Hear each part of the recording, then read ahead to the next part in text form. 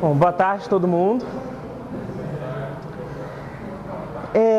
Bom, bem-vindos ao treinamento para a final mundial. Hoje é o dia da segunda prova, porque o primeiro dia foi assim, foram mais informações introdutórias, a gente deu tempo para vocês se conhecerem. Muita gente acabou que não discutiu as provas em si, né? E vocês já fizeram 2 provas até agora, as 2 em equipe. Eu queria saber qual a opinião de vocês, antes de falar. Queria escutar, o que vocês acharam das provas até agora? Legal. Silêncio. Ricardo, o que você achou das provas até agora? Sim, uma você já deveria ter conhecido antes, que era a prova do Mundial. A prova da final brasileira foi que dia? Foi em novembro, não foi? 23 de outubro, né? Então a final brasileira foi 23 de outubro. Então, bom, outubro a gente pegou o finalzinho, então teve novembro, dezembro. Ainda teve um pedacinho de novembro e um comecinho de janeiro aí, mas que eu nem vou contar porque o finalzinho estava comemorando. Começo de janeiro teve uma semana aí de Natal, Réveillon, que complicou para vocês. Então quer dizer que todas as equipes que foram selecionadas para o Mundial foram 6, né? 6 equipes? 7? 6. Foram 6 equipes. Todas as 6 equipes tiveram 2 meses para começar a se preparar, ver provas anteriores. De todo mundo que está aqui, quem viu a prova do Mundial de 2010 pela primeira vez ontem? Levanta a mão. Acho que aproximadamente metade da turma. Ricardo, por que a equipe de vocês não viu o Mundial de 2010 nesses 2 meses? Falta de tempo. Essa camiseta daí é de onde? 2008, tudo bem. Tá, então vocês não viram nesses 2 meses, falta de tempo. Vocês treinaram alguma coisa entre esses 2 meses? Você juntou a equipe para treinar, sentar 5 horas e fazer alguma prova? Não estou nem dizendo que precisa ser o Mundial, até porque não é necessariamente verdade que o Mundial é a prova mais difícil do ano. Em geral mas isso não é necessariamente verdade. A gente sabe que tem muitas regionais, até na Ásia, que passam do ponto. Então vocês não treinaram nada nesses 2 meses. Só para eu ver as equipes, vocês são a equipe da Poli-USP, né? A RGA. Grito da Tripanossoma, equipe do FPR, vocês já tinham visto o Mundial, né? Já tinham estudado, vocês já tinham sentado para fazer o Mundial em condições de prova, ou vocês tinham só lido a prova em equipe? Foi mais ler a prova e discutir os problemas. Vocês não tinham sentado para fazer a prova em condições de prova. Carteado. Eu posso estar enganado, mas vocês foram para esse Mundial, né? Então, bom, vocês certamente fizeram essa prova em condições de prova. Ano passado, vocês fizeram quantos problemas nessa prova? 4 problemas. E quais dos 4 que vocês fizeram? Eu vejo que vocês fizeram o de barras, dos robôs, dos castelos, das ilhas, do chocolate, do peso de papel. Quais desses problemas que vocês não fizeram no Mundial, propriamente dito? E o Biobots que talvez não por coincidência, foram exatamente os problemas que vocês deixaram para fazer depois, né? Assim, olhando aqui pelos tempos de prova, vocês fizeram primeiro os 4 que vocês fizeram lá no Mundial e depois vocês atacaram os outros 2, né? Vocês discutiram a prova depois do Mundial? O que vocês fizeram depois do Mundial em relação a essa prova? Vocês discutiram assim, o que vocês erraram no Mundial? Por que vocês fizeram 6 problemas agora e 4 lá? O que mudou? Por que vocês, de repente, ficaram capazes de fazer mais 2 problemas agora? Então, vocês já sabiam a ordem para atacar os problemas e por isso vocês tiveram mais tempo para pensar nos outros problemas e até vocês acabaram que vocês ganharam também um pouco de experiência, mas, por exemplo, o problema do peso de papel, vocês de fato chegaram a implementar ele depois do Mundial? Ou ontem foi a primeira vez que vocês de fato sentaram como equipe e vamos implementar uma solução para esse problema? Tá, então vocês discutiram ideias, mas não chegaram a implementar nada de fato, né? Eu tô vendo aqui que vocês, assim, por exemplo, no problema do peso de papel, vocês mandaram 4 submissões erradas. Em vários problemas, alguns deles até os que vocês fizeram no Mundial, alguns deles vocês cometeram alguns errinhos. Esses errinhos eles foram os mesmos que vocês fizeram no Mundial? Vocês repetiram ou foram erros diferentes dos que vocês fizeram no Mundial? Foram erros diferentes, ou seja, quer dizer que vocês fizeram a mesma prova 2 vezes, separado pelo espaço de 1 ano, tudo bem. Mas quer dizer que fazendo a mesma prova 2 vezes, uma prova que vocês já conheciam, vocês ainda tiveram uma certa dificuldade. Vocês cometeram erros diferentes do que vocês tinham cometido da primeira vez. Assim, foram mais coisas que vocês descobriram que podiam dar errado durante uma prova de maratona. Não foi isso? Tudo bem. Em miúdos, vocês, né? Vocês já tinham visto a prova do Mundial 2010 antes do acampamento? Eu li a prova do Ultra no dia que ela saiu, mas li para acompanhar o placar. No ano passado eu li o que foi anunciado só para saber o que estava acontecendo. Tá, então quer dizer que você, por exemplo, não... Assim, você só leu os enunciados para acompanhar o placar em Valladolid. Mas isso quer dizer, por exemplo, que você suponho que isso deve ter sido para entender... Tá, para entender mais ou menos como é que é o problema. Você não tentou de fato resolver ou pensar no problema. Você não fez uma leitura mais a fundo, pensando na solução. Foi só naquele dia mesmo, pensei um pouquinho, mas faz tanto tempo. Tá, isso foi você por conta própria em casa, né? E vocês dois, Thiago, você nem olhou a prova. Assim, então vocês chegaram a treinar. Vocês chegaram a treinar alguma coisa nesses últimos 2 meses antes do Mundial? Vocês chegaram a treinar uma prova de 5 horas? Acho que a gente fez um Mundial. A gente fez 2 provas do Mundial. Tá, vocês fizeram 2 provas do Mundial. Mas vocês não fizeram a prova de 2010, que era a mais recente. Sim. Tá, tudo bem, com a avaliação de desempenho tudo bem, mas vocês fizeram a prova do Mundial não foi necessariamente esse Mundial, mas vocês fizeram uma prova de Mundial antes, tudo bem. Razão cruzada, vocês tinham visto a prova do Mundial antes de ontem?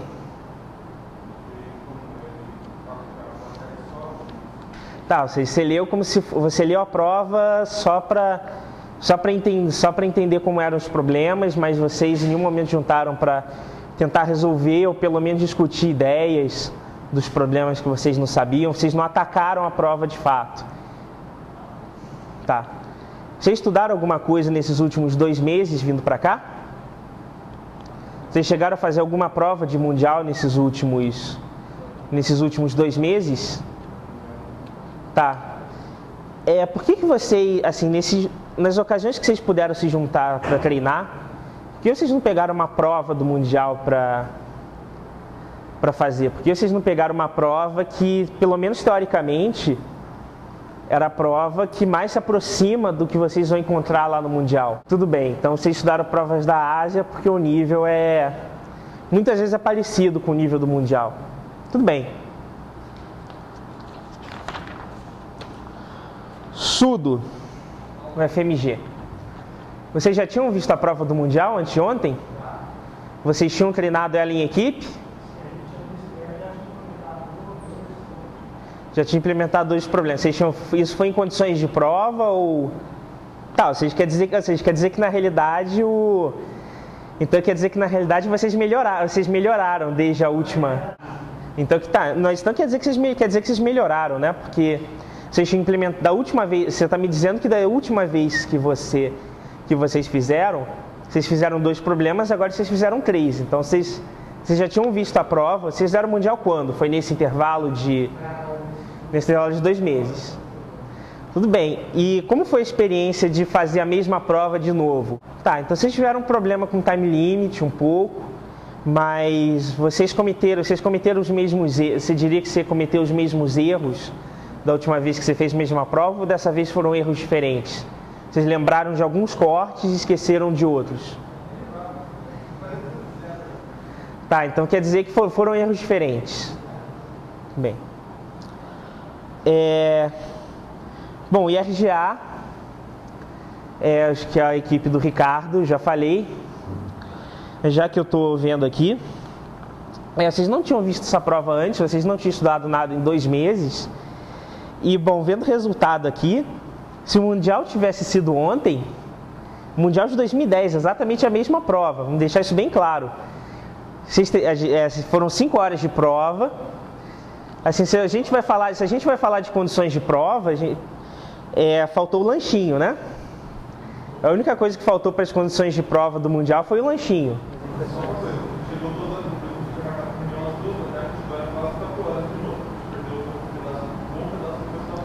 Tá, mas então quer dizer que você está me dizendo que se você tivesse mais 2 horas...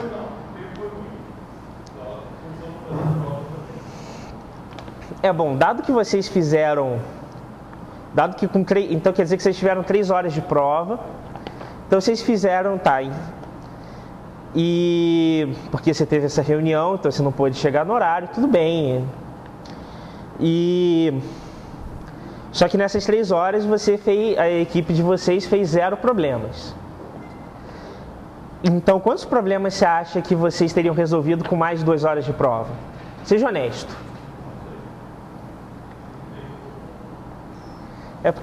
Porque olhando aqui no placar, você disse que você não tem ideia, mas olhando aqui no placar, eu vejo que vocês atacaram 3 problemas.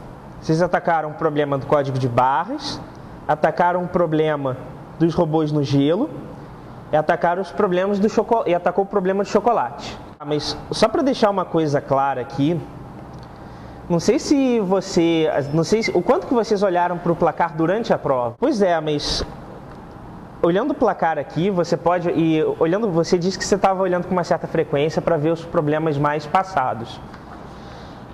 Vendo aqui,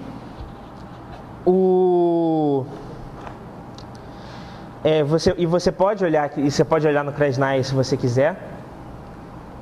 O problema que foi de longe o mais resolvido foi o problema 4788, o problema dos castelos. Ou seja, quer dizer que vocês quase submeteram, só que foi... Não, tudo bem, eu ia reclamar exatamente que vocês não tinham nem submetido. O problema do código de barras, olhando para o placar, tem um padrão bem claro aqui, que o problema do código de barras ele só foi resolvido pelas 5 primeiras equipes do placar. Em geral foi do quarto problema, em geral foi o 3º ou 4º problema. De cara não parece ser um problema tão difícil assim. Você ainda acha que, agora depois que passou a prova, você ainda acha que o problema do código de barras era um problema fácil, que você deveria ter atacado? Assim, você acha que foi só um risco que você tomou, que não deu certo, ou você acha que em retrospecto foi uma decisão errada? Você acha que apesar de só as 5 primeiras, só 4 equipes terem resolvido, você ainda acha que foi uma decisão correta? Tudo bem. Tá bom. Mesma coisa pro 4793, robôs no gelo. Exatamente uma equipe resolveu esse problema, que foi a equipe do FPR, que ficou em primeiro. Tá. Você estava tomando runtime error nesse problema, assim, acabou que não passou. Você atacou o problema, mas acabou que não deu certo. Você acha que isso foi um risco que você assumiu que deu errado?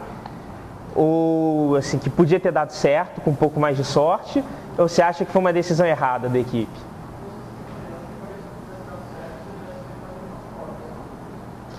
Tá. Então você acha que foi um risco. Tá. Então você acha que foi um risco calculado. Tá, mas então, se eu estou entendendo, a equipe de vocês tomou 2 riscos calculados, que foram o problema do código de barras e o problema dos castelos. 2 riscos que não deram certo, enquanto tinha um problema que todo mundo que ficou na frente de vocês, todo mundo que fez pelo menos um problema, tinha resolvido. Você acha que ter investido nesses riscos investido nesses dois problemas, ao invés de talvez concentrar nesse problema que as pessoas estavam resolvendo. E esse problema foi um problema que tinha soluções dos 41 minutos aos 71 minutos. Perdão.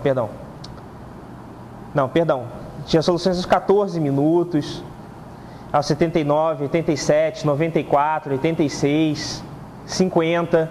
Convex null, cadê? Vocês conheciam a prova do Mundial antes de ontem? Não.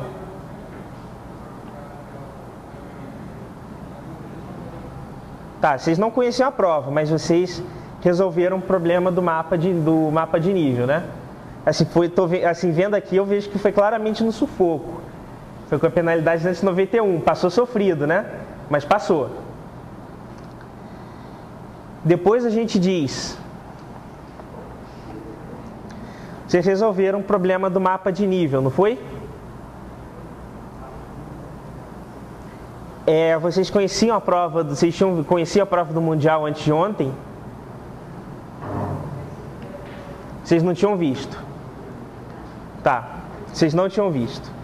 OBI, vocês tinham visto a prova do Mundial antes de ontem? Não, foi a primeira vez que vocês viram na vida. E vocês resolveram o problema do mapa de nível, não foi? Oi? Desculpa. Desculpa, é o do Castelo. Eu tô confundindo, as colunas aqui estão bagunçadas. Estou falando do problema do Castelo, desculpa. Tudo que eu falei do problema do mapa de contorno, finjam que era sobre o problema do Castelo. Unicamp Alpha. Vocês tinham visto a prova do Mundial anteontem? Não. Vocês resolveram o problema do Castelo, não foi? O que influenciou a decisão de vocês de atacar o problema do Castelo? Estava todo mundo fazendo. Porque eu vejo que vocês passaram o problema do Castelo também, com 270 minutos de penalidade. Também foi um problema bem sofrido para vocês, né?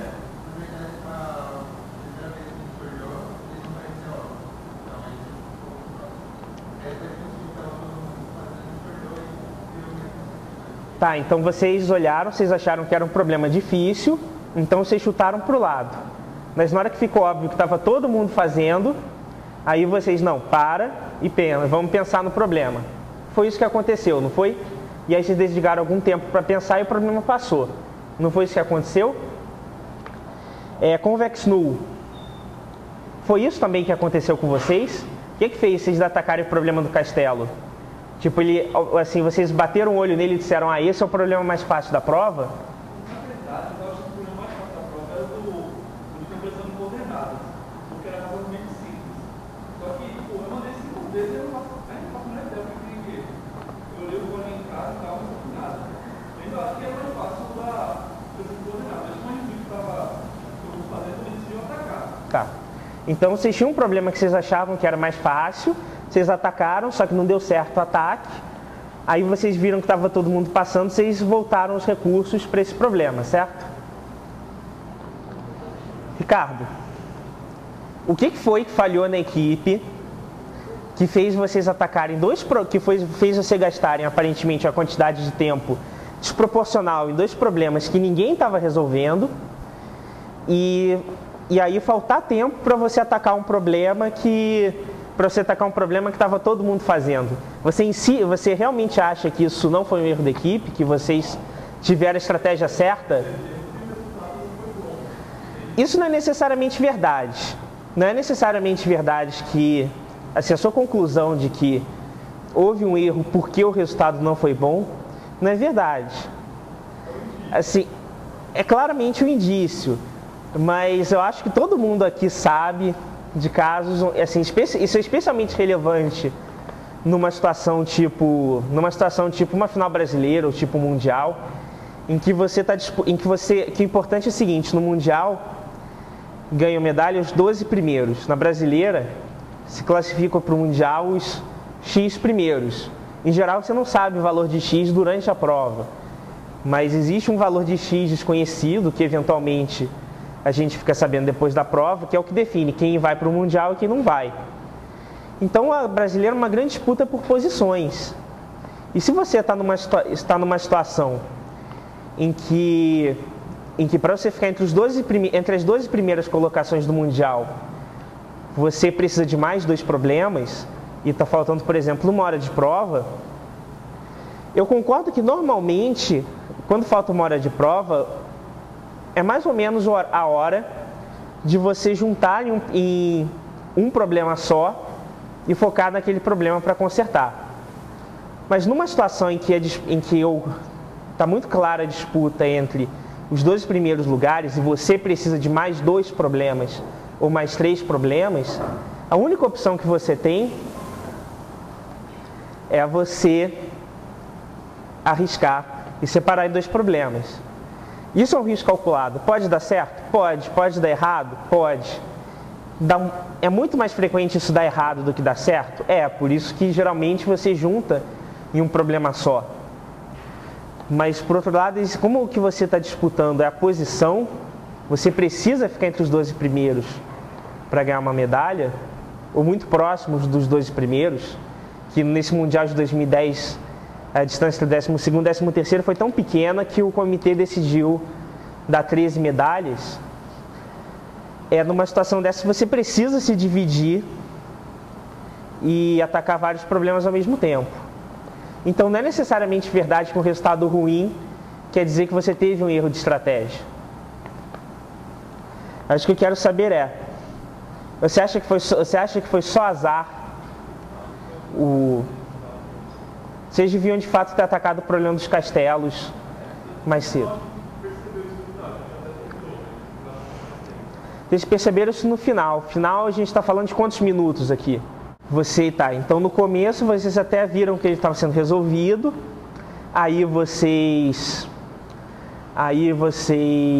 não tiveram nenhuma ideia, diversificaram de novo.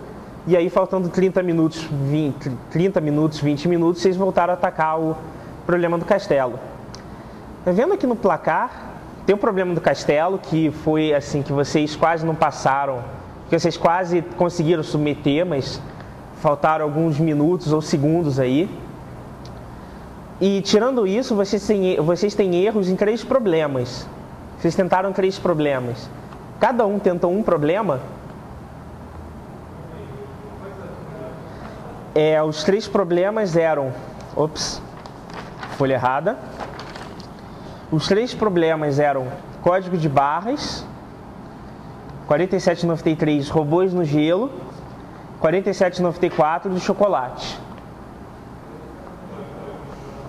Então quer dizer que essencialmente vocês passaram a prova inteira, passaram 4 horas de prova cada um em um problema, 4 horas e meia de prova cada um em um problema, e só na última meia hora que vocês se juntaram em um problema, de repente largaram tudo para se juntar em um problema só que vocês nunca tinham atacado. Quanto tempo vocês pensaram no problema dos castelos antes de abandonar?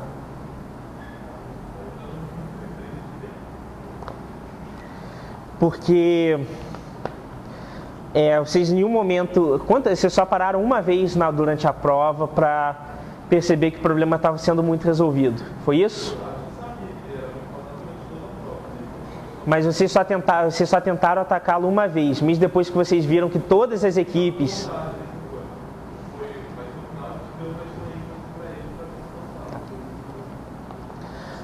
Tudo bem, chega dessa prova. A primeira prova que vocês fizeram foi o Mundial de 2010.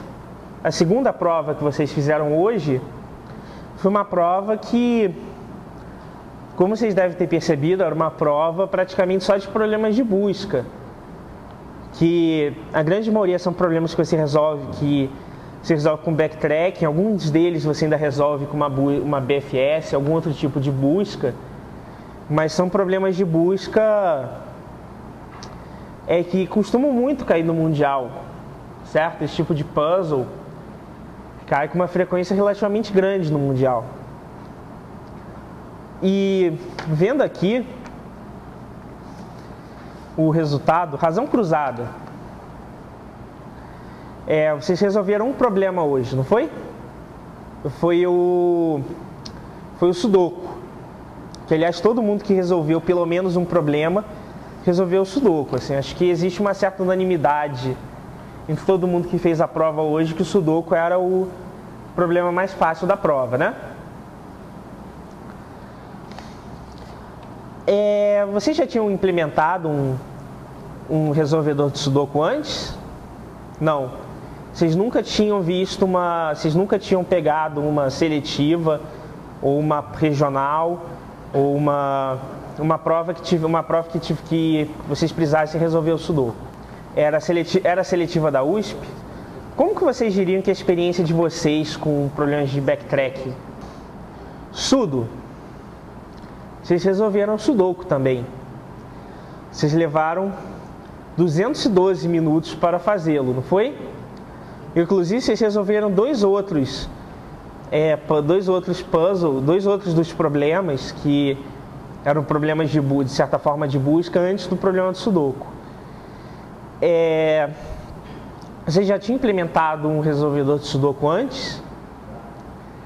Por que vocês demoraram tanto? Se vocês já tinham implementado uma solução de Sudoku antes, por que vocês demoraram tanto para implementar outra solução durante a prova? Tá, vocês acharam que os outros dois... Tudo bem, vocês acharam que os outros dois eram mais fáceis, mas... Não orçamento mais fácil, a gente mais rápido de errar. No rodado a gente já tinha pensado na solução e a implementação seria mais fácil que a possível. Bem, vocês começaram a escrever a solução com quantos minutos de prova? Meia hora antes da solução. Ou seja, quer dizer que vocês não estavam trabalhando em paralelo. Porque uma equipe de maratona, o que eu quero dizer com trabalhar em paralelo é que uma equipe maratona tem 3 pessoas e um computador. O que quer dizer em particular que o computador muitas vezes é o gargalo, porque você não pode implementar, compilar, testar ou submeter sem ter acesso ao computador. Então, no máximo, uma pessoa pode fazer isso. Mas, por outro lado, você pode ter outras pessoas, as outras 2 pessoas podem trabalhar do lado de fora do computador em alguma coisa.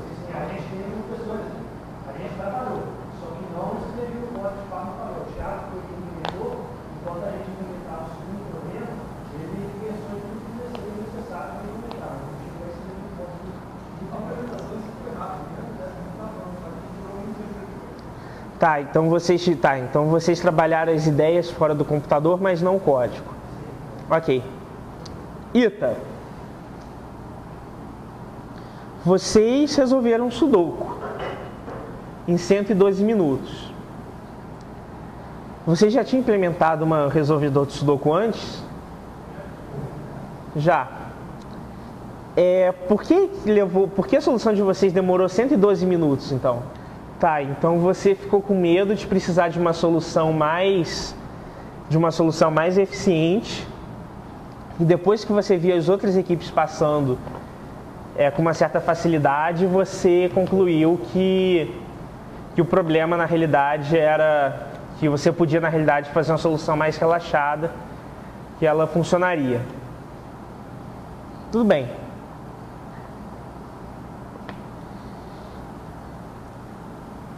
Olhando o resultado aqui, eu vejo que 2 equipes resolveram o problema do Live Archive 34 e 36, o Light Up, que foram a RGA e a estação primeira da Churupita, que é aí. Vocês já tinham visto esse problema antes? Vocês já tinham visto esse problema antes? Vocês já tinham visto só o problema ou vocês tinham visto a regional de 2005, da qual esse problema fazia parte? Você estudou essa regional particular, certo? Bom, então quer dizer que o Gabriel, ele viu a regional de 2005 antes? Quem mais viu a regional de 2005? A regional brasileira de 2005? Eduardo Ribas. Mais alguém? Mais alguém? Só? Ou seja, vendo um monte de sinal de menos que tem aqui no placar, a equipe do MIUSP ainda tentou esse problema. E parece que tirando as equipes que resolveu foi a única. Ou seja, quer dizer que vocês estão treinando para o Mundial, para a final mundial, mas vocês não sabem resolver os problemas das regionais passadas do Brasil. É isso mesmo? Não é um dos problemas mais difíceis da história da regional.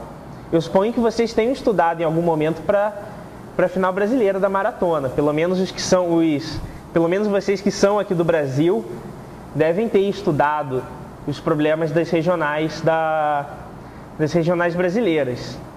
Aparentemente ninguém estudou esse problema antes, ninguém tinha visto esse problema antes, ninguém reconheceu esse problema antes. Você já tinha visto esse problema antes, né? Como parte da regional, você via esse problema da regional, você chegou a resolver e aí você atacou, vejo que a sua equipe atacou. Você não chegou a tentar resolver esse problema, que acabou o tempo e você depois não... Acabou se enrolando e aí a equipe de vocês atacou dois outros problemas, o problema do Sokoban e o problema do Kakuro. Em nenhum momento vocês consideraram atacar o problema que você já tinha visto? Tá, tudo bem. Então você considerou o problema, mas você desistiu porque você estava vendo outras equipes passarem o problema, certo? Bom, e eu acho que é isso. Assim, eu acho que é isso que eu tenho para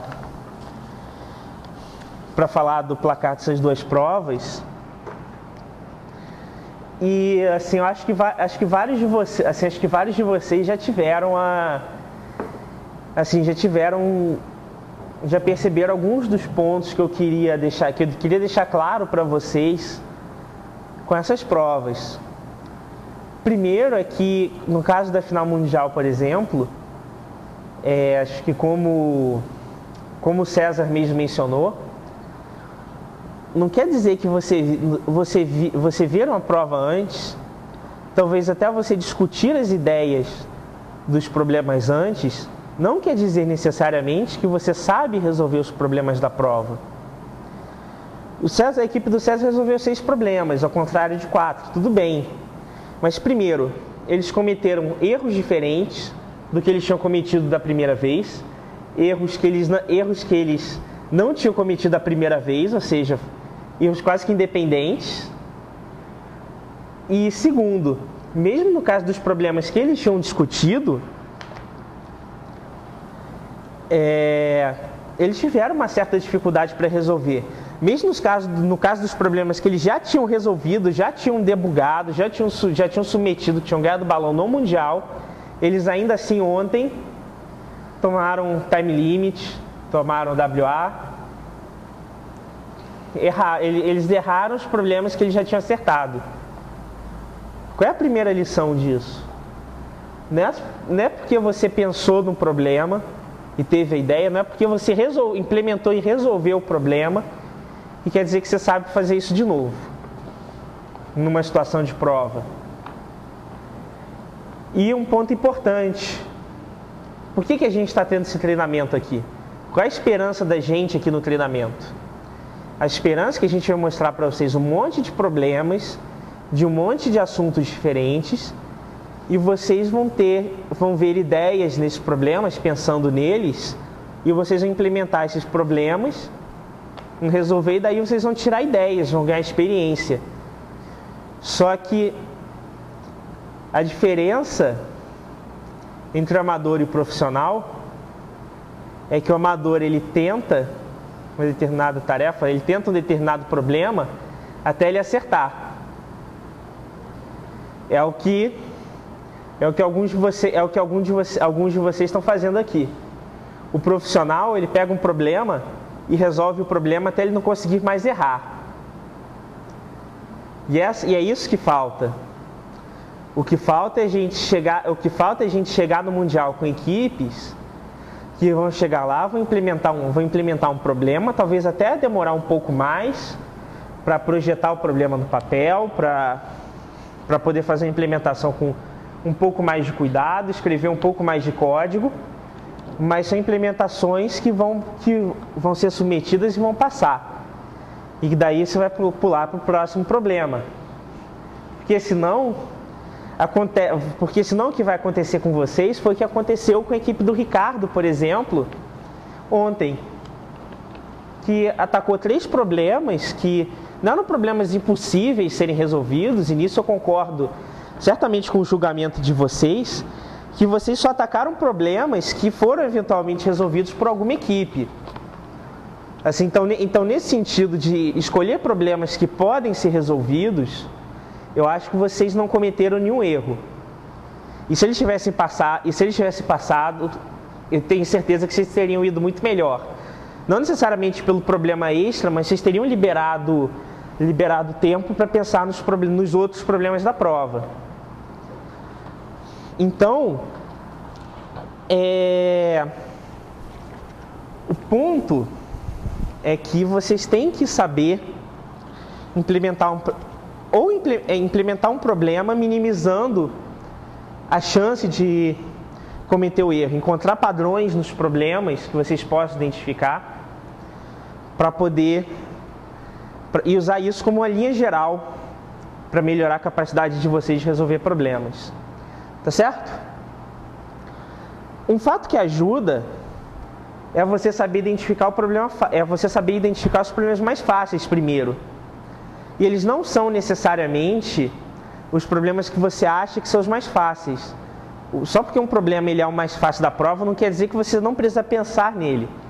Quem aqui fez a Subregional Brasileira de 2009, que tinha 8 problemas, tinha um problema do registrador de deslocamento, do dragster. Quem se lembra desses problemas? Levanta a mão. Vários de vocês, certo? Quantos de vocês acharam que o problema do registrador de deslocamento era fácil? 2 ali. Ou pelo menos era o mais fácil dos 3 últimos da prova. Achava que era o 6º problema da prova. Mais de uma equipe. Meu ponto é o seguinte: o problema do registrador de deslocamento naquela prova era o tipo do problema armadilha. Era o problema que você olha para ele e esse problema parece fácil. Vou tentar fazer. Ou então, vou fazer a solução, se eu otimizar direitinho, vai ver, passa no time limit. É o tipo do problema que muita gente perdeu tempo, perdeu a oportunidade de resolver os outros problemas da prova por causa disso. Porque as pessoas acharam que aquele problema era fácil, todo mundo atacou aquele problema que parecia ainda ser relativamente fácil, os outros 2 problemas eram problemas de geometria. Um deles era um problema de geometria que não era difícil, mas que precisava você parar, sentar, fazer a conta, achar uma fórmula e daí implementar essa fórmula. E era isso o problema do ataque. Era um problema que você precisava parar e pensar no problema sem necessariamente escrever um monte de código. As soluções daquele problema, em geral, eram soluções curtas, só que tinham tido muito tempo de análise antes disso.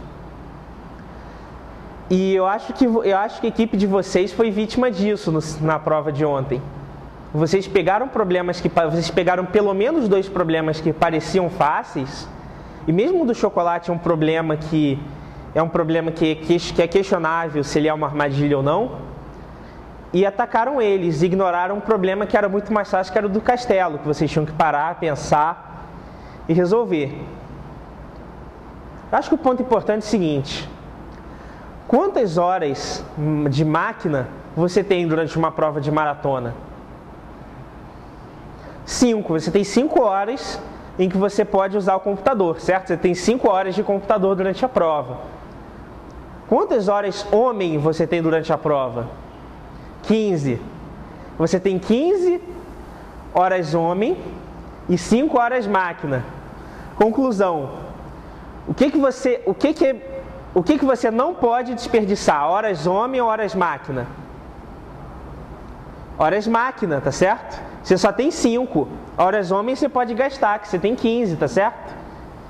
E se você tem 15 horas homem você não gastar 1 ou 2 horas num problema que está todo mundo resolvendo, numa prova que terminou com 6 problemas, é um erro estratégico, inexcusável.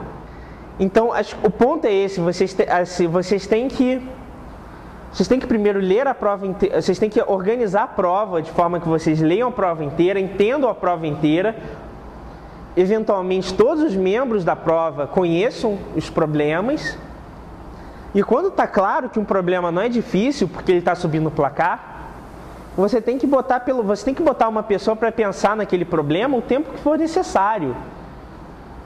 Porque se todo mundo está resolvendo aquele problema, ele não pode ser tão complicado assim. Tá certo? Então você tem que focar naquele problema, porque se não é uma questão de uma equipe resolveu, quando uma equipe resolve, às vezes é um troço que um cara estudou na faculdade ou no mestrado, o cara lê um paper esquisito que tem ideia certa, e aí o cara tem uma ideia que tem exatamente a ideia certa que funciona ali. Mas quando você tem 2, 3, 5, 10 equipes atacando, resolvendo o mesmo problema, ganhando balão, não dá para acreditar que essas 10 equipes leram o mesmo paper obscuro e tiveram a mesma ideia. Tá certo? Esse é o ponto que vocês têm que ter em mente. Na hora que um problema começa a subir, pelo menos uma pessoa, tem que parar tudo e pensar naquele problema, para entender o que está acontecendo. Escrever uma solução. Se você achar, não vai passar no time limit, manda. Vai ver, passa. Se está todo mundo passando, vai ver que as outras pessoas não estão tendo esse seu medo de perder o time limit. Tá certo? Eu acho que o que está bem claro, assim, o que está bem claro para mim vendo essas provas é que, assim, eu conheço as equipes de vocês, e vocês estão falhando em termos de estratégia de prova e na parte de encontrar padrões entre os problemas, tá certo? Entender achar um tema comum entre os problemas que vocês estão atacando, tá bom? Por isso a prova de hoje. A prova de hoje foi uma prova de problemas de busca, tá certo? A gente teve um monte de problemas de Sudoku, teve o Sokoban, teve o Kakuro, teve o problema das flechas. O que vocês aprenderam hoje? Quais são as ideias importantes? Quais são as ideias que fizeram um problema que não estava passando, que estava tomando time limit e de repente passar? Quais ideias que vocês tiveram hoje? Em MIUSP, vocês passaram o Kakuro depois de 6 submissões erradas. E de repente vocês passaram. Então quer dizer que vocês fizeram alguma coisa diferente nessa última submissão que não estava presente nas outras. O que era? Certo, Kakuro envolve você botar números no tabuleiro. Tá, vocês botaram os números do backtrack numa ordem que foi melhor. Em que sentido que foi melhor essa ordem? Vocês chutaram, melhor em que sentido? Vocês randomizaram? Nos nossos testes a gente testou foi a ordem que deu o melhor tempo. E a gente fez uns testes que a gente achava que eram ruins. Então vocês não entendem totalmente por que a ordem que vocês escolheram era melhor. Mas vocês de fato geraram um caso de teste e testaram ordens que faziam funcionar. Essa ordem que vocês escolheram é determinística. Vocês não entendem direito como ela funciona, mas ela é determinística. Então quer dizer que vocês atacaram as possibilidades do backtracking. Tá pegando a luz, peraí, corta. Tá pegando a lousa inteira, tá pegando o canto esquerdo aqui, beleza. Então vocês atacaram o backtrack numa ordem vermelho, tá. Só para ficar claro, a gente percebeu que tinha um caso de teste que a ordem crescente era horrível. Uhum. Só que a ordem decrescente era muito boa. E outro caso que a ordem decrescente era horrível, mas a crescente era boa. Daí a gente percebeu que a ordem influenciava bastante nessas soluções. Aí vocês de alguma forma alternaram as ordens. Na verdade a gente começou a gerar umas aleatórias e tal, e acabou usando uma aleatória. Tá, ou seja, mas o que melhorou o backtracking de vocês foi atacar as possibilidades na ordem certa. A ordem certa, veja bem, muitas vezes talvez a ordem certa seja a ordem aleatória. Porque é possível que, como você mencionou, os juízes eles tenham bolado caso de teste em que você atacar o problema na ordem crescente é muito ruim, ou que você atacar na ordem decrescente é muito ruim. Mas os juízes não tem como testar todas as ordens possíveis. Então, quando você resolve o problema na ordem aleatória, você impede o juiz de te atacar nesse sentido, porque ele não é viável para um juiz de maratona testar todas as possibilidades de código que você pode implementar ao mesmo tempo, tá certo? Então, quando você faz uma ordem aleatória, porque talvez você não entende o problema, você fica com a performance do caso médio, que muitas vezes é boa o suficiente. Que é o exemplo disso? Quicksort, tá certo? Quicksort é um algoritmo que, em geral, pode ser n ao quadrado, mas se o juiz ele não tem como prever como você vai escolher os pivôs, o melhor que ele consegue te forçar a rodar é n log n, que muitas vezes é suficiente, tá certo? E muitas vezes é mais rápido que um algoritmo determinístico equivalente, como o merge sort, por exemplo. Entende? Então, atacar as coisas na ordem certa, que às vezes é aleatória, faz diferença. Vocês também passaram o problema das flechas no sufoco, não foi? Foram quatro tentativas que não deram certo. Foi a mesma coisa. Foi exatamente a mesma coisa. Vocês fizeram em ordem aleatória. Nesse caso não. Mas então quer dizer que o problema das flechas hoje foi a mesma coisa, sem a parte de ser aleatória, foi isso? Vocês resolveram atacar em uma ordem que de alguma forma era melhor. Em que sentido essa ordem foi melhor? Acho que agora, já que não foi aleatória, você pode explicar qual foi a ordem e por que você escolheu. Ok, você está fazendo backtracking, nesse problema que era cíclico. Vocês atacavam primeiro aqui, primeiro o lado de cima, depois o lado direito, depois o lado de baixo, depois o lado esquerdo, ou o contrário, tanto faz, não importa. E qual foi a mudança que fez o problema passar? Você fez tudo linha a linha. Então você atacou primeiro essa linha daqui, depois esses elementos daqui, depois esses elementos daqui, depois esses elementos daqui, até a linha de baixo e depois a linha de baixo inteira.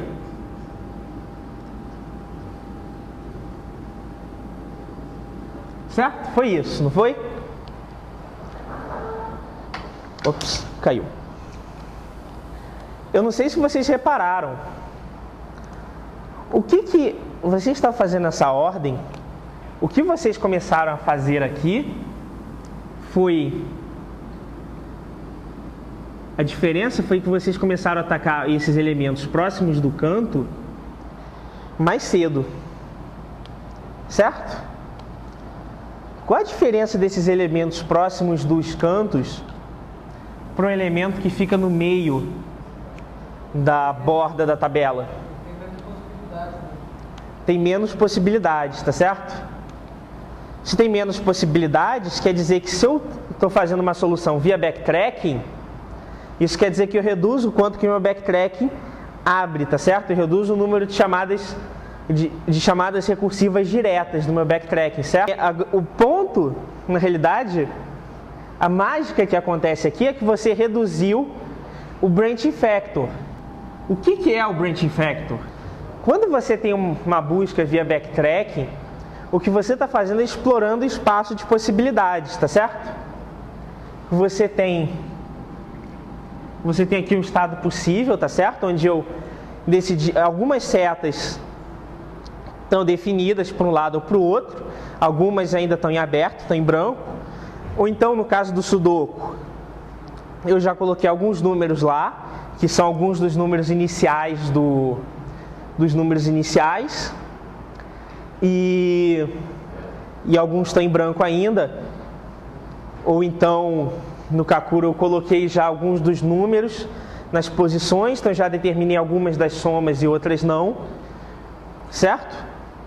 E aí cada passo do backtracking que eu faço em geral é pegar um desses itens que está indeterminado e determinar esse valor, tá certo? E aí eu crio algumas possibilidades aqui. Por exemplo, aqui eu estou criando 4 possibilidades, que pode ser no caso do... Caso esse problema aqui podem ser as setas, não importa muito.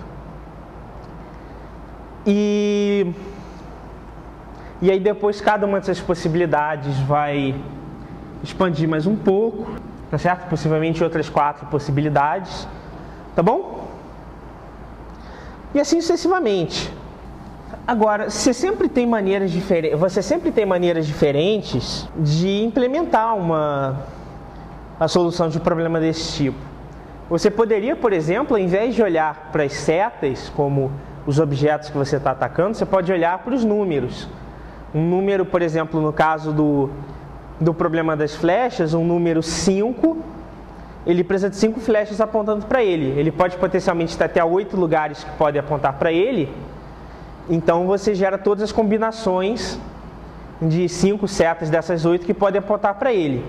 Algumas delas vão ser impossíveis porque os correspondentes delas já estão determinados, mas você gera todas as possibilidades que são viáveis ainda. Ou no caso do Kakuro, eu posso, ao invés de decidir qual número que vai entrar numa casa, eu posso decidir para um número todas as maneiras de você somar aquele número e testar todas as permutações, certo? E isso, é claro, quando a gente está falando aqui no caso do problema das flechas, por exemplo, eu tenho 3 possibilidades no máximo a cada vez que eu considero uma opção. Enquanto se eu olho para os números, eu posso ter até 8 escolhe 4 possibilidades, que é um número muito maior. Então eu vou ter uma árvore que o branching factor dela, na minha busca, é muito maior. E aqui eu vou ter um branching factor muito maior. É uma árvore muito mais densa, certo? Por outro lado, assim, cada uma tem um benefício. Essa daqui é uma árvore que ela se espalha menos, só que ela acaba sendo mais profunda. Essa daqui, como ela abre mais logo no começo, quer dizer que ela acaba sendo bem mais baixa. Mas quando você implementa um backtracking, você não simplesmente testa todas as possibilidades, certo? O que você faz para não ter que testar todas as possibilidades? Cortes, certo? No backtracking você implementa cortes, você descobre logo de cara que uma solução não tem chance de dar certo e você abandona. Então, por exemplo, digamos que eu fiz um corte aqui nesse galho e eu fiz um corte aqui nesse galho, nessas 2 possibilidades daqui. Quanto da árvore que eu joguei fora aqui? Eu diminuí o meu espaço de busca em 1/4. Aqui, se tiverem, tem 9 possibilidades aqui. Quanto do espaço de busca que eu joguei fora aqui? 1/9, tá certo? Então, conclusão, se você tem um determinado corte, quanto menor for o meu branch factor, quanto menos eu abrir a minha árvore a cada passo, mais poderosos são os meus cortes, tá certo? E quantas vezes eu preciso cortar fora 1/9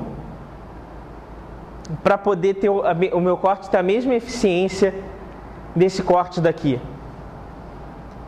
Eu preciso cortar logo de cara 2 ou 3 ramos, preciso cortar logo de cara 2 ou 3 ramos dessa árvore, mais ou menos, para ter o mesmo nível de eficiência daqui, tá certo?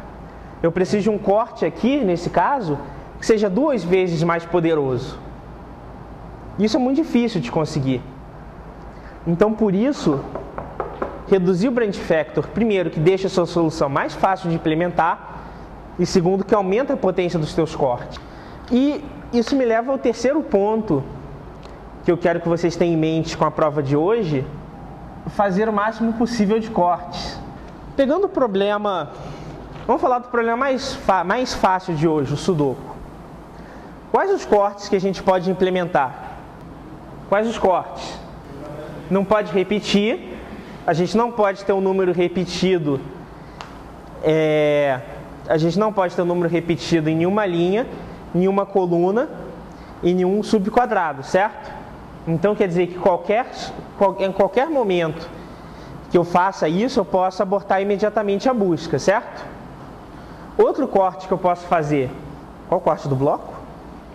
Aquele negócio que você tem, aquele negócio que vem na linha, mesmo que não pode repetir, na coluna, também no próprio bloco de... Ah, tá.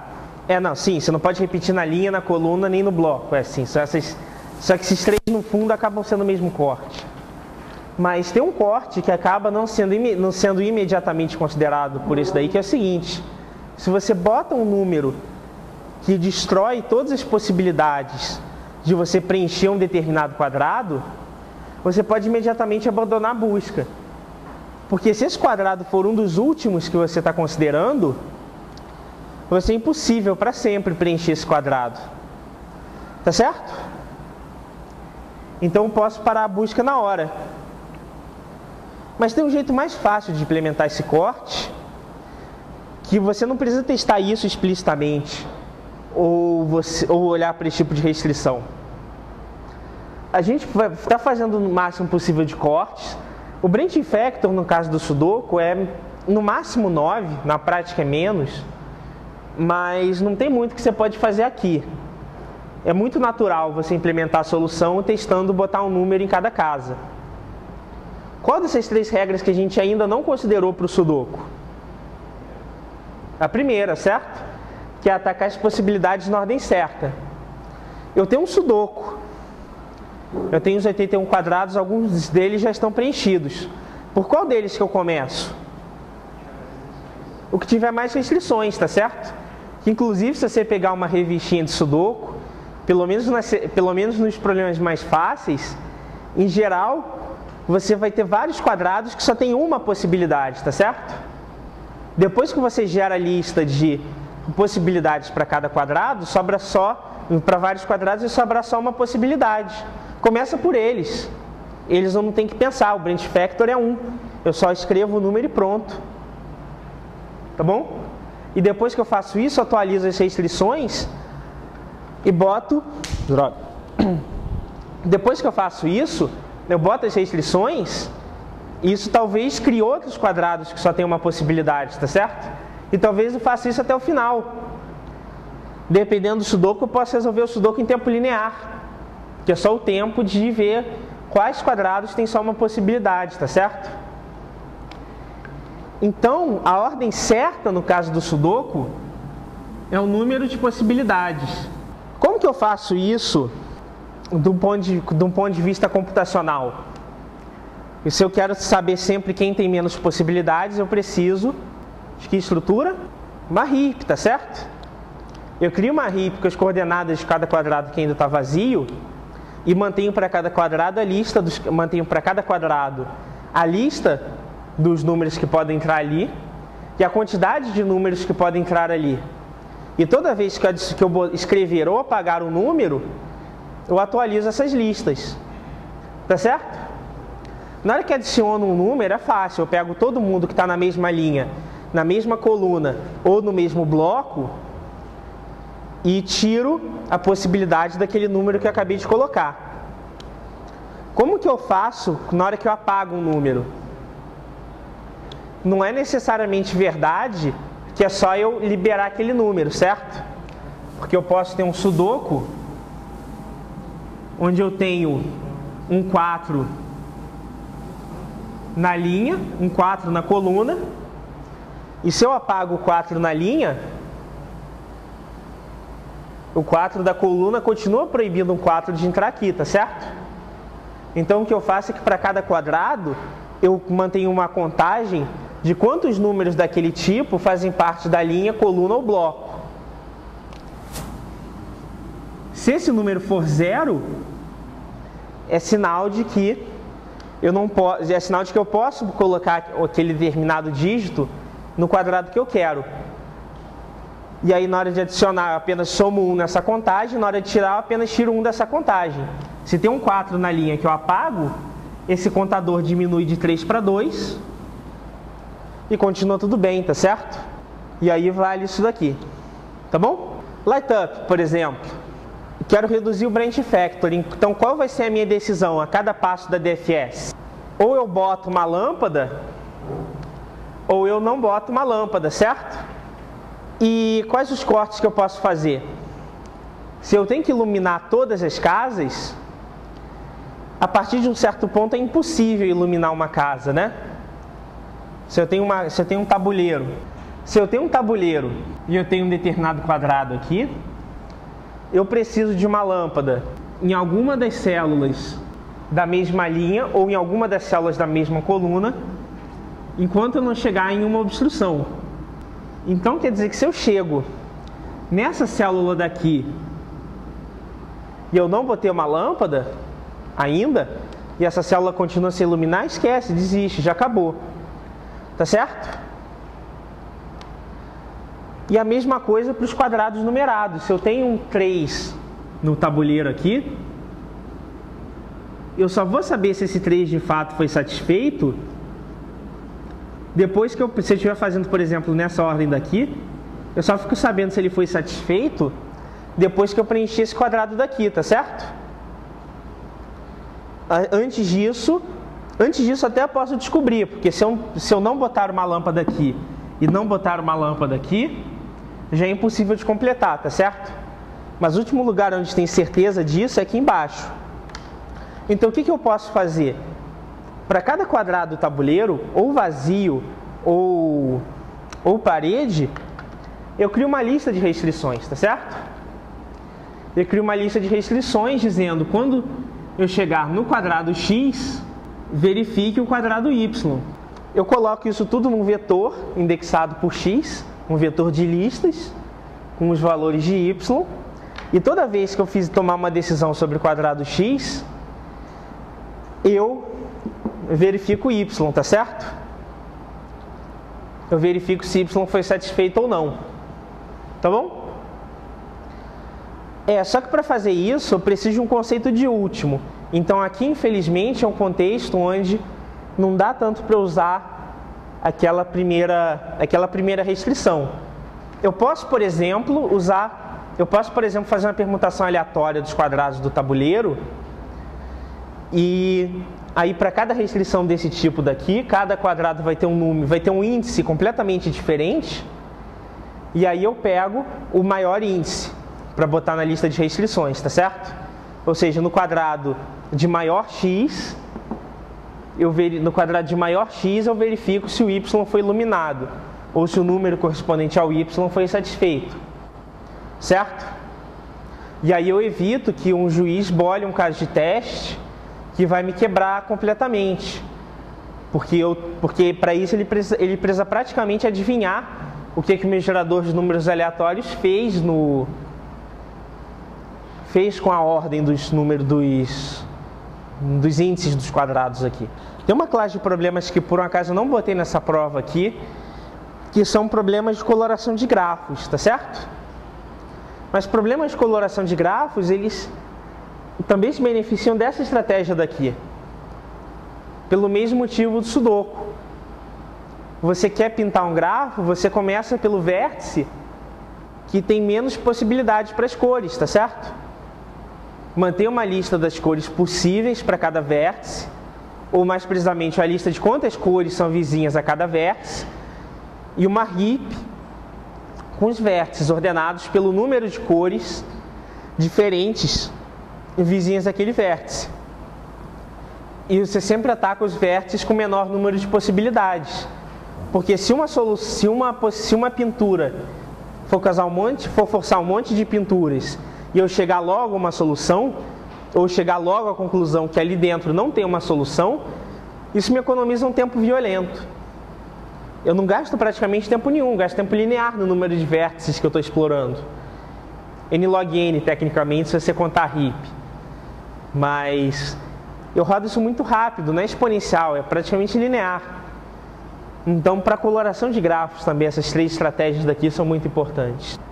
Pelo que eu entendi da solução de vocês resolveram o Kakuro, por exemplo, testando as permutações, as somas possíveis para cada número nas linhas e nas colunas, não foi isso? Tá. Então vocês fizeram um problema colocando cada número e vendo se a soma dava certo no final. E vocês fizeram isso em qual ordem? Aleatória? Vocês fizeram na ordem de leitura. Primeiro da esquerda para a direita e as linhas de cima para baixo. Se vocês tivessem feito isso, por exemplo, testando sempre as casas com menor número de possibilidades, em muitas ocasiões vocês teriam sacado logo de cara que uma solução era impossível. Por quê? Às vezes um 9, se vocês tivessem feito número por número e testado sempre a casa com menor número de possibilidades, vocês teriam percebido muito mais rápido na solução de vocês que se você tem um tabuleiro aqui e você bota um 9 aqui em cima, às vezes aqui embaixo você vai ter um 17 com 2 casas vazias, e aí você automaticamente bota um 8 aqui, que força um 9 aqui, que talvez force um outro cara aqui, que força um outro cara aqui, que leva a uma contradição. Ou então que resolve o problema. Tá certo? Vocês não estavam seguindo esse princípio daqui. Atacar as possibilidades na ordem certa. Que em geral é a ordem que reduz o branching factor. Tá bom? É isso. Valeu, falou. E até quinta-feira. Estudem os problemas que vocês não resolveram hoje, porque muitos deles têm exatamente as mesmas ideias. E o que eu quero que vocês aprendam é exatamente como aplicar essas ideias daqui nos problemas que vocês não resolveram hoje, que foram muitos. Tá bom? Beleza? Obrigado.